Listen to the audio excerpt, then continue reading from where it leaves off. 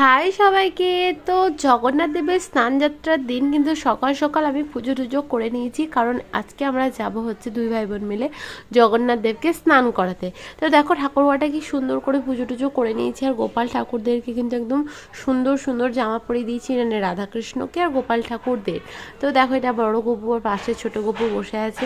তো যাই হোক, এবার আমরা চলে গিয়েছিলাম জগন্নাথ দেবকে স্নান করানোর জন্য, আর এখানে কিন্তু প্রচুর ভিড় ছিল।